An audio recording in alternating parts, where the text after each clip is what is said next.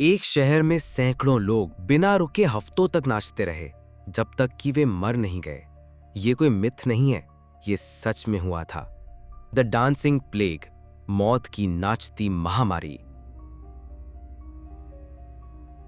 जुलाई 1518, Strasbourg, France.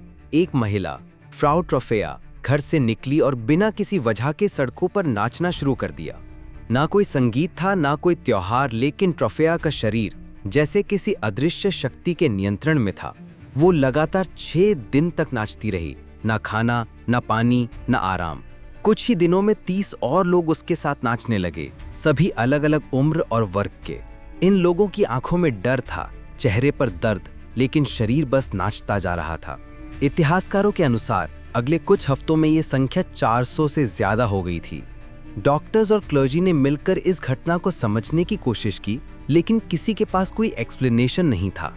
Authorities डर गए। उन्होंने म्यूजिशियंस को बुलाया ताकि कंट्रोल डांस हो सके, लेकिन इससे और मौतें बढ़ गईं। हिस्टोरिकल रिकॉर्ड्स के मुताबिक कई लोग एग्जॉशन, हार्ट अटैक और स्ट्रोक से मर गए, सिर्फ नाचते नाचते। कुछ थ्योरीज कहती हैं कि ये मास हिस्टेरिया था, एक कलेक्टिव साइकोजेनिक इलनेस जिसमें लोगों का दिमाग भ्रम में आ गया।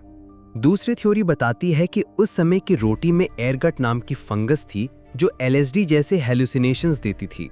लेकिन सवाल ये है कि हेलुसिनेशन में इंसान रोता है, चिल्लाता है, सब नाचते क्यों थे और एक ही पैटर्न में।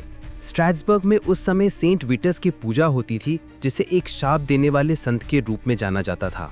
कई लोग मानते हैं कि ये विटस कर्स था, एक धार्मिक अभिशाप जो शरीर को कंट्रोल कर लेता था।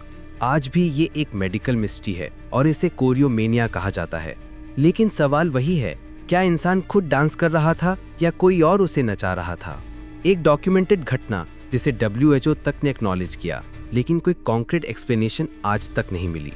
आज तक कोई नहीं जानता कि ये सच में हुआ कैसे। क्या ये कोई साइकोलॉजिकल डिसऑर्डर था, या किसी शैतानी शक्ति का असर, या फिर इंसानी दिमाग का कोई भयानक रहस्य? कमेंट में जरूर बताएं। लाइक करें, शेयर करें और डार्कवर्स AI को सब्सक्राइब करें, क्योंकि हम लाते हैं वो रहस्य जो दुनिया आपसे छुपाना चाहती है।